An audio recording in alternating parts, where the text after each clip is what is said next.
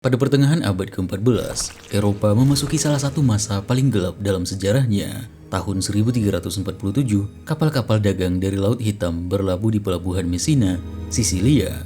Di dalamnya, para pelaut tergeletak sakit, kulit mereka dipenuhi bisul hitam sebesar telur, dan banyak yang sudah meninggal bahkan sebelum kapal bersandar. Tak lama setelah itu, penyakit yang belum pernah dikenal manusia mulai menyebar ke seluruh benua. Dalam waktu kurang dari 5 tahun, sepertiga hingga setengah populasi Eropa lenyap. Wabah itu disebut The Black Death atau Maut Hitam. Awalnya dianggap sebagai kutukan ilahi, lalu disusul dengan berbagai teori yang tak berdasar, racun yang disebar kaum Yahudi, udara beracun dari bintang-bintang, hingga murka Tuhan atas dosa manusia. Tak seorang pun benar-benar tahu apa yang sedang terjadi. Mereka hanya tahu satu hal, tidak ada yang aman. Kota-kota besar seperti Florence, Paris, dan London berubah menjadi kuburan terbuka. Gereja-gereja kehabisan imam, tanah pemakaman tak lagi cukup menampung jenazah, dan pemerintah kehilangan wibawa di mata rakyat. Satu warga menjauhi warga lainnya. Hampir tidak ada tetangga yang peduli para tetangganya. Saudara meninggalkan saudaranya, paman meninggalkan keponakannya, saudari meninggalkan saudaranya, dan dalam banyak kasus, istri meninggalkan suaminya. Lebih buruk lagi dan hampir tak dapat dipercaya, ayah dan ibu menolak merawat anak-anak mereka sendiri, seolah mereka bukan darah dagingnya. Bagi banyak orang, dunia seakan berhenti. Tak ada doa yang dikabulkan, tak ada ilmu yang bisa menjelaskan neraka apa yang sebenarnya terjadi. Dan untuk pertama kalinya dalam sejarah, manusia benar-benar dipaksa untuk menatap wajah kematian dari jarak sedekat mungkin. Pertanyaan-pertanyaan yang muncul di kepala setiap orang pada saat itu bukan bagaimana caranya untuk bertahan hidup, karena mereka semua tahu bahwa kehidupan itu sudah sangat tidak mungkin untuk ditemukan di sini. Jadi yang mereka semua tanyakan, bagaimana hidup ketika kematian di mana-mana dan bisa menemui kita kapan saja. Namun sebelum itu, apa sebenarnya yang terjadi di Eropa sampai terjadi hal mengerikan ini? Apakah mereka memang dikutuk dan diberikan hukuman dari langit? Apakah ada penjelasan lain bagaimana ini bisa terjadi? Apakah dosa manusia terlalu besar untuk dibendung? Apa yang sebenarnya terjadi? Bagaimana mereka menghadapi semua ini dan apa dampaknya ke seluruh Eropa?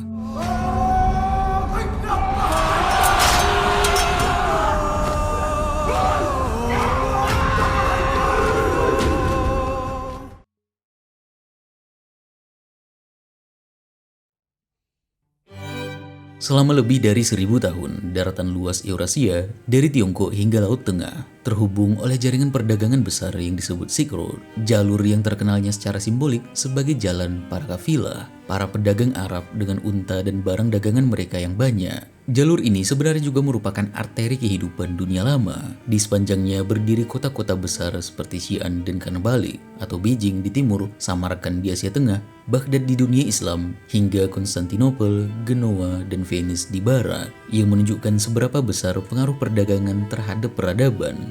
Jalur ini membawa bukan hanya barang, tetapi juga pengetahuan, budaya, dan agama. Dan yang tidak mereka tahu, yang tidak mereka sadari, juga penyakit. Sebelum wabah hitam muncul, fondasi dunia abad ke-14 sebenarnya sudah mulai retak. Di Eropa Barat, perang 100 tahun dari 1337 sampai 1453 antara Inggris dan Prancis menghancurkan lahan pertanian, menguras kas kerajaan, dan memunculkan generasi yang hidup di tengah ketidakpastian. Hanya 2 dekade sebelumnya, pada 1315 sampai 1317, Eropa baru saja melewati bencana kelaparan besar atau The Great Famine, ketika curah hujan ekstrim dan suhu dingin berkepanjangan membuat panen gagal total. Ribuan orang meninggal dan masyarakat yang bertahan hidup mengalami penurunan daya tahan tubuh akibat kekurangan gizi. Tubuh manusia menjadi lemah jauh sebelum mereka harus berhadapan dengan penyakit yang lebih mematikan.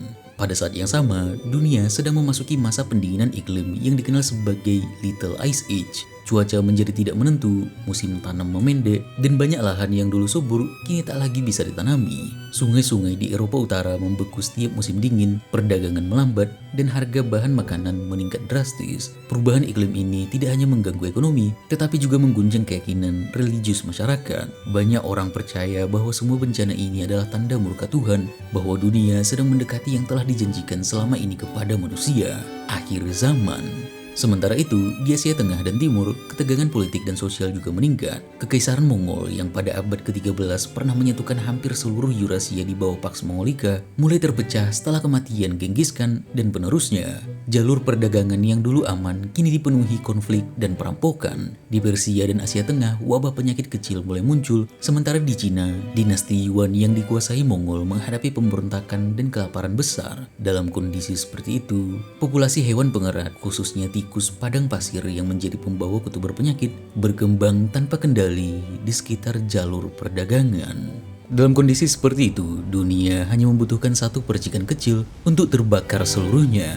Antara tahun 1345 dan 1346, di padang stepa Asia Tengah yang luas dan berangin, kehidupan berjalan seperti biasa di antara kafilah-kafilah dagang yang bergerak perlahan melintasi rute kuno antara timur dan barat. Namun di antara karavan unta, kain sutra, dan peti-peti rempah, sesuatu yang jauh lebih kecil ikut menumpang. Seekor tikus yang membawa kutu pembawa bakteri, Yersinia pestis. Tak ada yang memperhatikannya, tak ada yang tahu bahwa makhluk kecil itu membawa benih kehancuran bagi dunia yang sudah kelelahan. Kutu itu menempel pada bulu tikus. Tikus hidup di antara kargo, dan kargo berpindah dari satu kota ke kota lain. Dari Osis ke pasar, dari tangan pedagang Mongol ke pedagang Persia, hingga ke para saudagar Genoa di Crimea.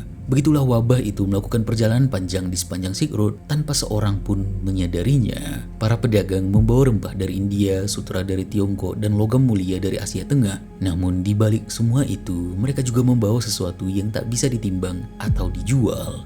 Kematian.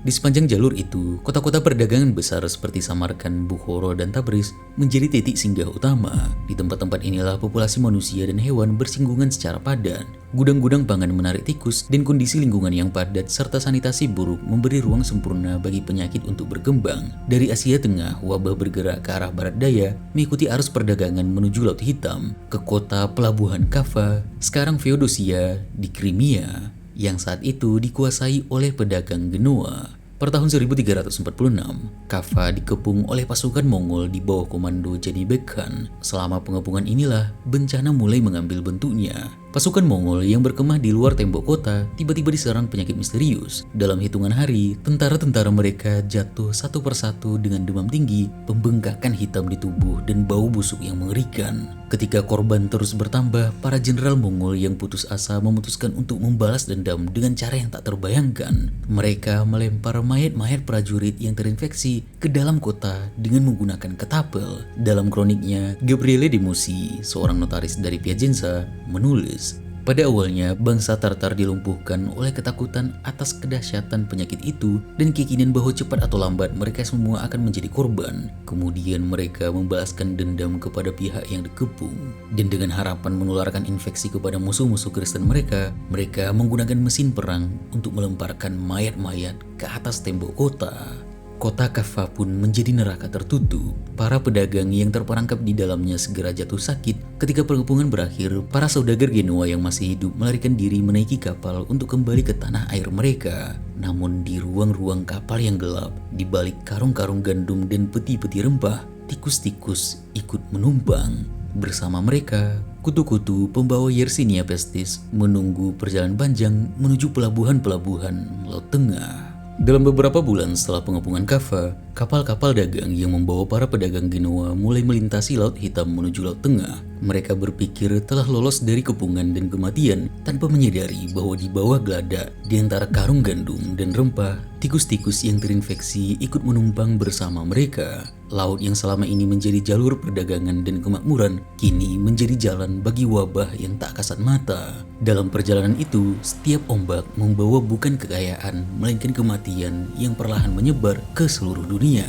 Pada bulan Oktober tahun 1347, beberapa kapal tersebut berlabuh di pelabuhan Messina di Pulau Sisilia. Ketika penduduk mendatangi dermaga untuk menyambut para pelaut, mereka menemukan pemandangan yang mengerikan. Sebagian besar awak kapal telah mati, dan yang masih hidup menampakkan gejala yang tak pernah dilihat sebelumnya. Bisul hitam sebesar telur muncul di ketiak dan pangkal paha, disertai demam tinggi dan muntah darah. Mereka meninggal hanya dalam hitungan hari. Panik, otoritas kota segera memerintahkan kapal-kapal itu untuk pergi, tapi sudah terlambat. Penyakit itu telah menular ke para pelabuhan, ke keluarga dan para pekerja yang memindahkan barang. Upaya karantina di Messina gagal total. Ketika kapal-kapal itu diusir, mereka berlayar ke pelabuhan lain, ke Genoa, Marsile, dan Venice, membawa wabah ke setiap tempat yang mereka datangi. Tak satu pun kota memiliki sistem pertahanan medis yang memadai. Setiap dermaga yang mereka singgahi jadi pintu masuk baru bagi kematian. Dalam waktu singkat, seluruh Italia Selatan dipenuhi laporan tentang orang-orang yang mati dalam jumlah tak terhitung.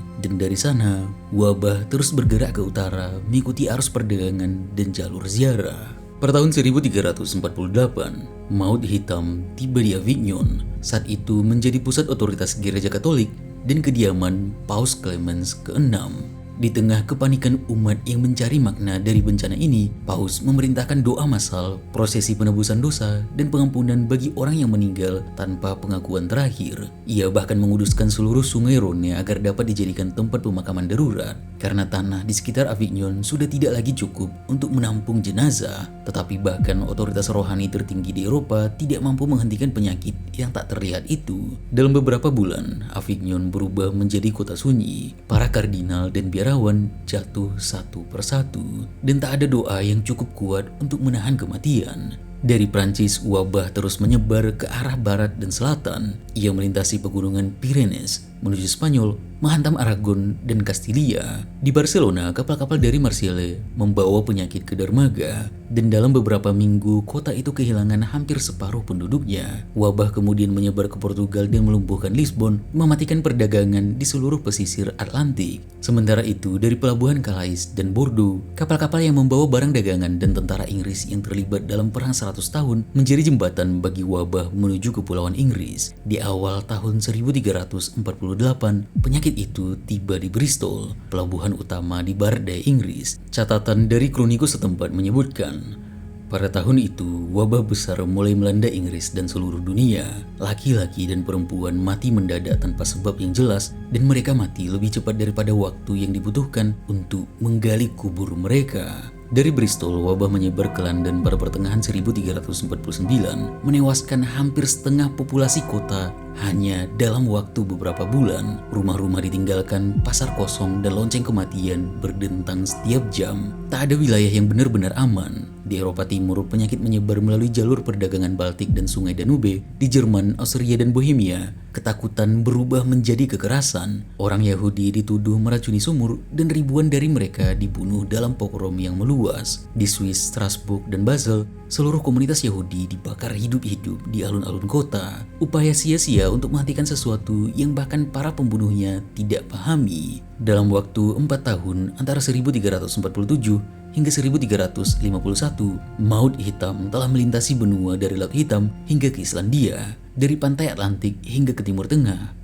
Dunia yang sebelumnya padat dan ramai kini sunyi. Di beberapa wilayah pedesaan, seluruh desa lenyap tanpa sisa. Di kota-kota besar, jalanan dipenuhi gerobak mayat dan bau busuk kematian. Populasi dunia menyusut drastis. Para sejarawan memperkirakan lebih dari 75 juta orang meninggal, dan sekitar 25 juta diantaranya berasal dari Eropa. Di beberapa wilayah, seperti Italia Utara dan Inggris, kehilangan penduduk mencapai lebih dari separuh.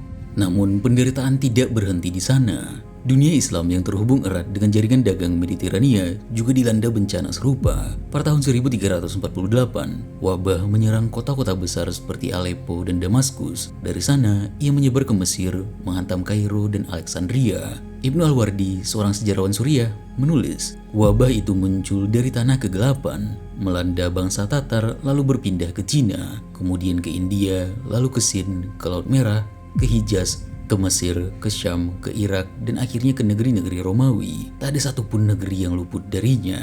Bahkan Asia Timur pun tidak luput dari bencana itu.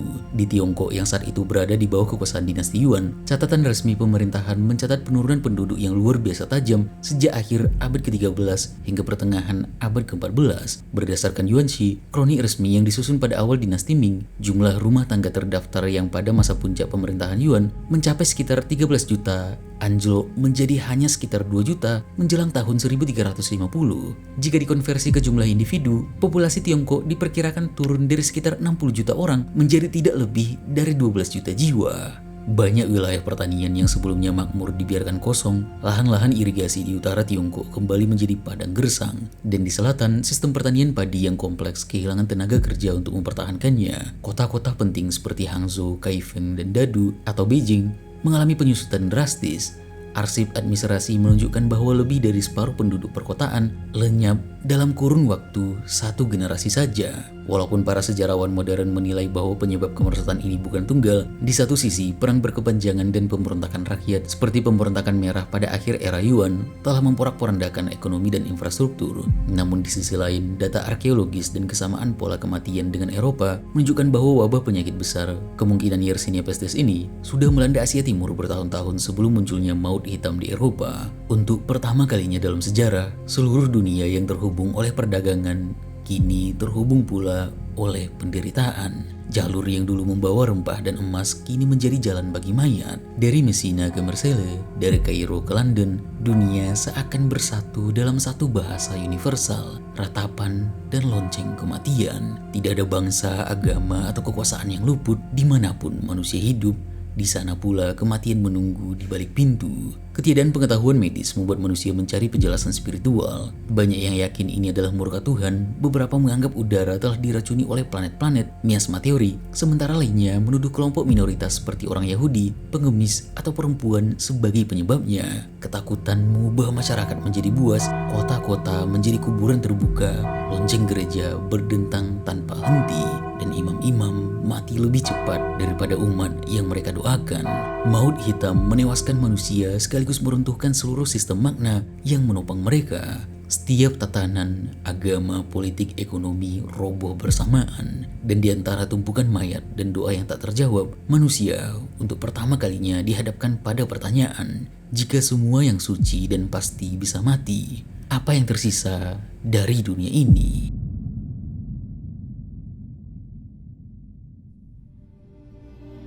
Manusia di abad ke-14 tidak hidup dalam dunia sekuler seperti sekarang, di mana agama dan spiritualitas dianggap sekunder, walaupun beberapa dari kita tetap menganggapnya penting ketika kehidupan terasa surut. Manusia di zaman itu hidup dalam tatanan yang relatif jelas, menyembah Tuhan, tempat beribadah sebagai perantara, raja memerintah atas namanya, dan penderitaan bisa dijelaskan sebagai ujian atau hukuman. Maut hitam atau wabah hitam menghantam tepat di pusat struktur ini, selain karena ia lebih kejam dari penyakit lain, tetapi juga karena ia menghancurkan pola yang selama ini dianggap pasti. Siapa saja bisa mati secepat itu tanpa alasan yang bisa dipahami. Pertanyaan besar berubah dari bagaimana kita bertahan hidup menjadi kenapa semua ini terjadi, dan lebih dalam lagi, apa artinya hidup jika kematian sedekat ini?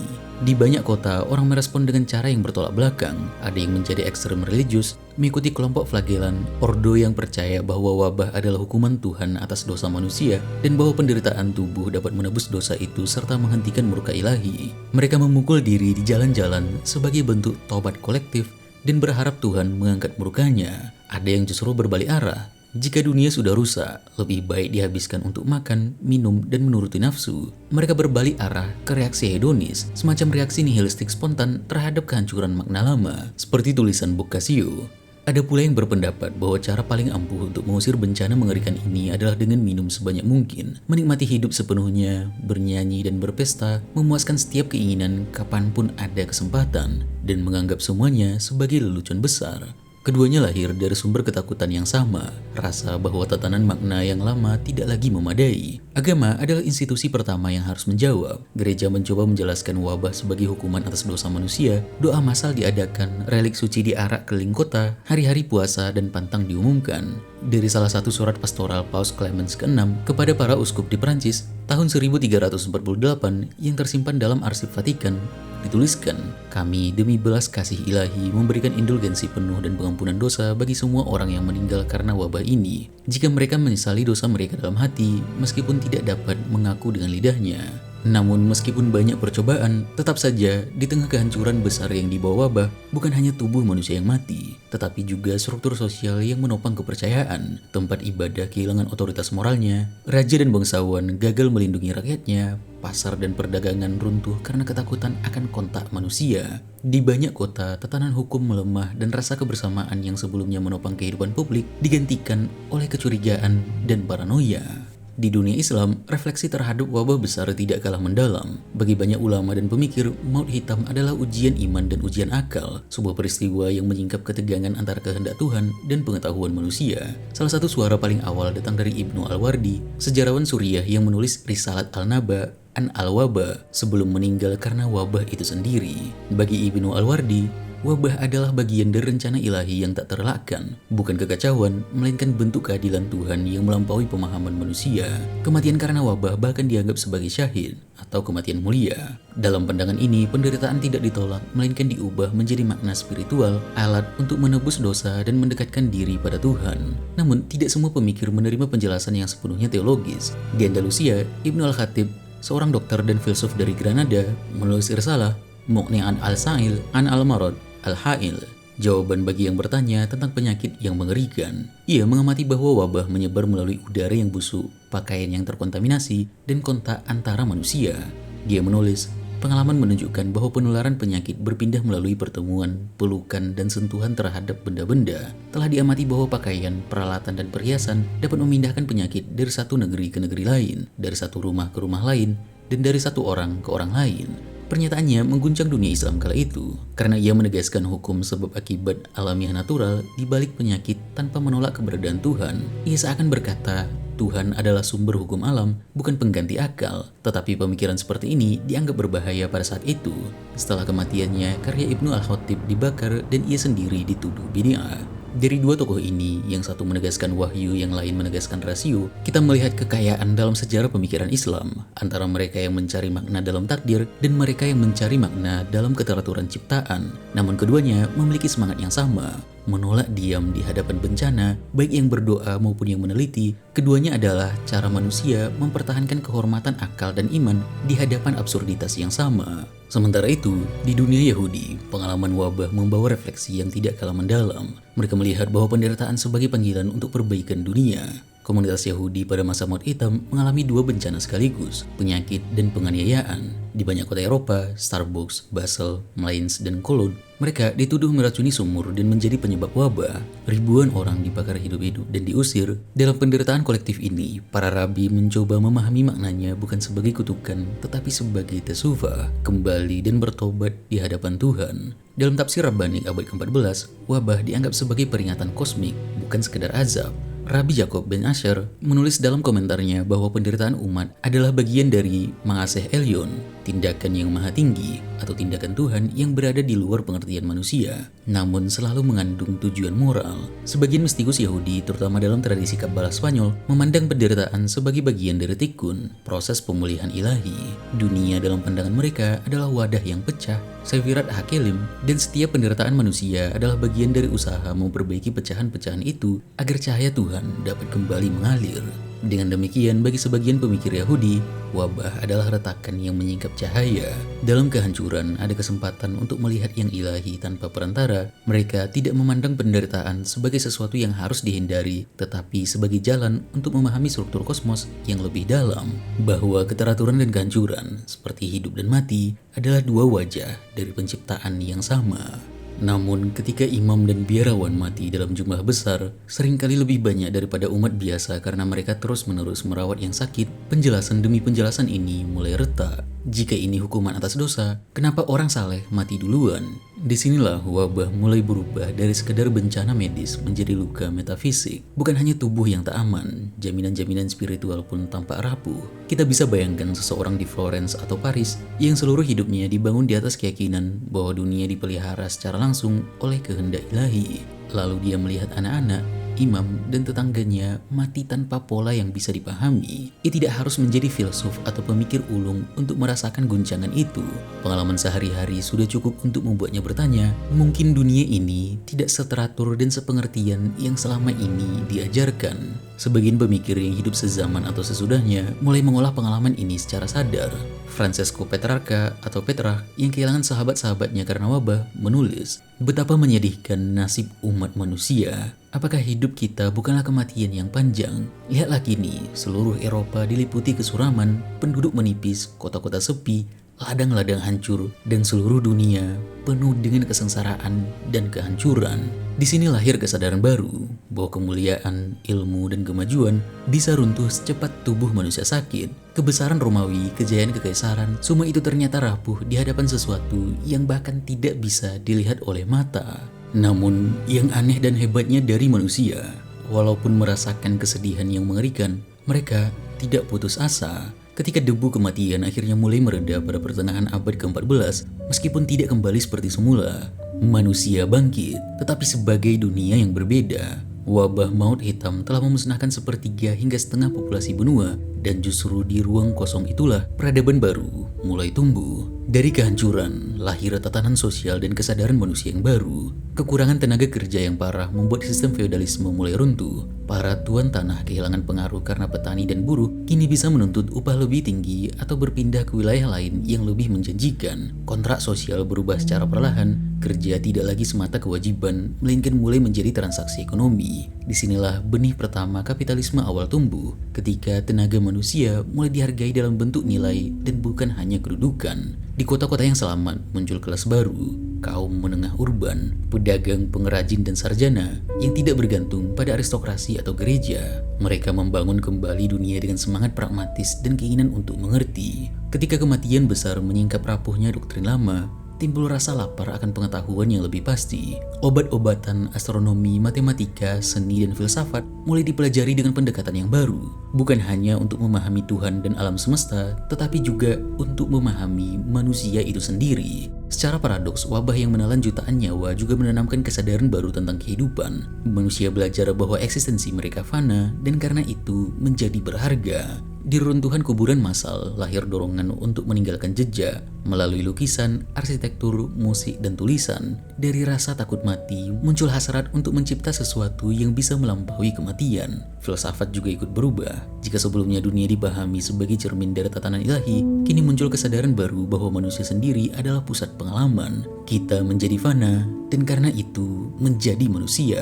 Dari bayang-bayang wabah, perlahan tumbuh semangat Renaissance, sebuah kebangkitan yang tak hanya bersifat budaya, tetapi juga eksistensial. Mungkin karena itulah musik menjadi lebih lembut, seni lebih personal, dan ilmu lebih berani. Dari keheningan kuburan, lahirlah harmoni dan warna. Dari doa-doa yang dahulu dipanjatkan di bawah langit yang gelap, muncul keyakinan baru bahwa dunia bisa dipahami, bahwa hidup bisa diperindah. Kematian massal, ironisnya, menjadi guru pertama bagi dunia tentang arti menjadi hidup. Mungkin meskipun kematian ini memang mengerikan, dia tetap memberikan sesuatu yang cukup bagus sebagai penggantinya. Walaupun ini tetap menyimpan ketakutan lama dalam jiwa manusia dan memberikan mereka semacam pengingat akan kematian yang bisa datang kapan saja, membuat kehidupan menjadi semacam tarian kematian.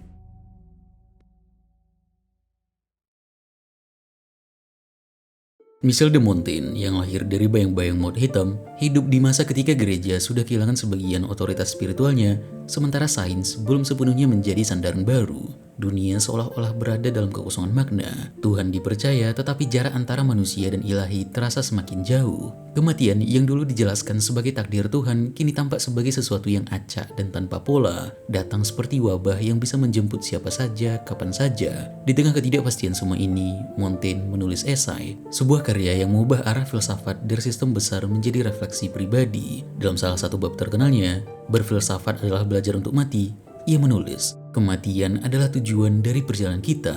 Ia adalah sasaran yang tak terelakkan dari pandangan kita. Jika kita gentar menghadapinya, bagaimana mungkin kita melangkah satu tapak pun tanpa gemetar? Kita harus belajar menanggungnya dan bersiap untuk menghadapinya. Kalimat itu lahir bukan dari renungan abstrak, melainkan dari pengalaman nyata. Pada tahun 1585, wabah pes kembali menyerang Bordeaux dan memaksa Montaigne mengungsi dari rumahnya. Dan ia menulis esainya bukan dari jarak aman, bukan dari tempat jauh dari kematian, dan cuma berefleksi tentang kematian saja, tetapi di tengah dunia yang kembali dipenuhi kematian. Dunia yang mengingatkannya bahwa kehidupan itu sendiri adalah perjalanan menuju kefanaan. Namun, Montaigne tidak menulis dengan nada murung. Baginya, menyadari kematian bukanlah menyerah kepada nasib, tetapi cara untuk memulihkan kebebasan manusia. Ia menulis, melatih diri untuk mati adalah melatih diri untuk bebas. Maksudnya sederhana, selama kita takut mati, kita hidup sebagai budak ketakutan kita sendiri. Tetapi ketika kita menerima kematian sebagai bagian dari hidup, kita berhenti menjadi budak, kita menjadi manusia yang benar-benar hidup.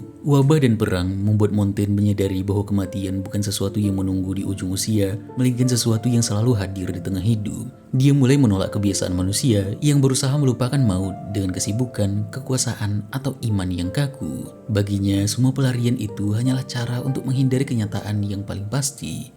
Ia yang telah belajar untuk mati, telah belajar untuk tidak menjadi budak. Kematian bagi Montaigne bukan bencana yang harus ditakuti, melainkan cermin tempat manusia belajar mengukur dirinya.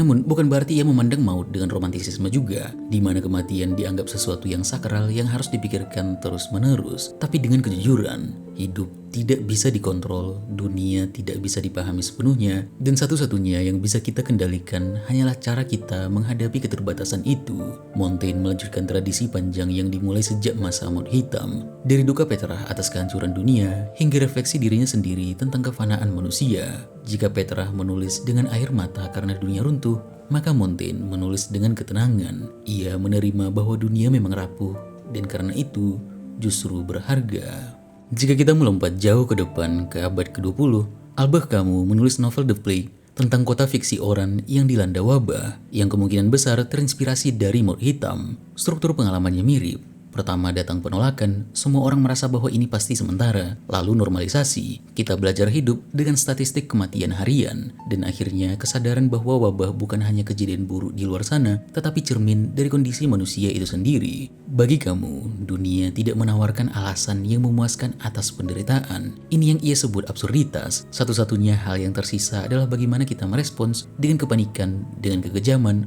atau dengan solidaritas yang jujur. Kamu memperlihatkan hal yang sama. Ketika sistem penjelasan runtuh, manusia tidak otomatis menjadi lebih rasional atau lebih religius. Yang muncul justru campuran aneh antara ketakutan, kekerasan, doa, dan pencarian jujur akan makna. Di satu sisi, orang membantai kambing hitam. Di sisi lain ada dokter, imam, dan orang biasa yang tetap merawat yang sakit meski tahu mereka mungkin akan mati juga. Wabah tidak seukuran dengan manusia, karena itu orang menganggapnya tidak nyata, sebuah mimpi buruk yang akan berlalu. Tetapi ia tidak selalu berlalu, dan dari mimpi buruk ke mimpi buruk, justru manusialah yang berlalu. Maut hitam benar-benar menjadi luka metafisik, di mana ia menunjukkan betapa besar ketergantungan manusia pada ilusi. Ilusi bahwa dunia adil, bahwa yang saleh akan dilindungi, bahwa ilmu yang ada cukup untuk menjelaskan semuanya, bahwa peradaban berarti kita aman dari kekacauan. Plague menarik semua itu sekaligus, seperti karpet yang ditarik di bawah kaki, dan yang tersisa bukan hanya kehampaan, tetapi pertanyaan. Jika semua jaminan itu jatuh, atas apa kita berdiri? Jawaban-jawaban dari pertanyaan itu tidak muncul seketika, tapi membentuk cara berpikir baru yang pelan-pelan akan melahirkan humanisme, sains modern, dan juga skeptisisme terhadap otoritas. Tetapi sebelum semua itu, ada fase gelap di mana manusia sadar bahwa makna yang mereka pegang bisa runtuh sewaktu-waktu. Bagian inilah yang membuat maut hitam lebih dari sekedar babak tragis dalam sejarah, tapi adalah momen ketika Eropa dan sebagian besar dunia dipaksa untuk melihat kemungkinan bahwa dunia tidak dibuat untuk menenangkan kita. Di titik ini sejarah berubah arah, dari dunia yang merasa dijaga menjadi dunia yang mulai merasakan dirinya ditinggalkan, atau minimal tidak lagi dijamin. Dan dari rasa ditinggalkan itulah cara baru memahami manusia dan dunia akan lahir. Seperti yang kita jelaskan tadi, itu yang nanti membuka jalan ke Renaissance dan perubahan besar lain. Tapi sebelum ke sana, kita memang harus jujur mengakui, semua itu dimulai dari pengalaman bahwa makna bisa mati lebih dulu daripada tubuh. Kita sering berpikir bahwa kemajuan membuat kita kebal terhadap ketakutan yang sama. Padahal tidak, bedanya hanya objek ketakutan. Dulu penyakit menular, kini kehampaan dan absurditas dunia modern. Di masa lalu manusia takut mati tanpa keselamatan, sekarang kita takut hidup tanpa alasan. Yang berubah bukan rasa takutnya tapi bahasa spiritualnya. Pola dasarnya tetap sama. Kita hanya benar-benar terbangun ketika hidup memecahkan kita. Setelah spiritualitas gagal menjelaskan penderitaan, lahirlah sains dan humanisme. Setelah rasa takut akan kematian mereda, muncul pencarian baru tentang kehampaan, kesadaran, dan kebebasan. Kita bertahan bukan dengan menemukan kebenaran final, tetapi dengan terus menolak untuk berhenti mencari. Ketika lonceng kematian berdentang di setiap kota dan aroma dupa bercampur dengan bau busuk tubuh yang membusuk, dunia menemukan bahasa baru untuk tetap bertahan, gerak yang indah di hadapan kehancuran. Itulah yang disebut orang-orang kemudian sebagai danse makabua, tarian maut yang menghantui dinding bangunan, lukisan, dan musik berabad-abad setelahnya. Di dalam tarian itu, semua manusia setara, raja dan pengemis, prajurit dan pelacur, imam dan anak-anak, semuanya bergandengan tangan dengan kematian, menatap wajahnya yang kosong. Tak ada kelas, tak ada kuasa, tak ada ilusi tentang keabadian. Hanya tubuh yang rapuh, nafas yang singkat, dan kesadaran yang entah bagaimana masih mampu mencari arti di tengah kehancuran. Namun di sanalah paradoks keindahan manusia. Di saat paling gelap, kita justru mencipta simbol paling puitis. Dari danse makabua, dunia belajar bahwa kematian adalah cermin yang menyingkap kehidupan, bahwa di balik rasa takut terhadap kefanaan tersembunyi hasrat untuk menemukan sesuatu yang bertahan lebih lama daripada tubuh, makna, kasih, atau sekedar ingatan. Maut hitam hanyalah satu wajah dari cermin yang sama, cermin tertua dalam sejarah manusia, memperlihatkan bahwa ketakutan akan mati sesungguhnya adalah bentuk lain dari kerinduan untuk hidup dengan sungguh-sungguh. Kita menolak kematian bukan semata karena ingin bertahan, tetapi karena dalam kedekatan dengannya, kita menemukan sesuatu yang lebih dalam daripada hidup itu sendiri. Dalam tarian abadi itu, antara ketakutan dan kesadaran, kehancuran dan penciptaan, manusia menemukan bentuknya. Setiap langkah di atas tanah yang dulu dikubur jutaan mayat adalah kesaksian bahwa kesadaran lahir dari kerapuhan. Dan selama kita masih bisa menari, menatap gelap tanpa berpaling, maka mungkin kita belum sepenuhnya mati. Terima kasih.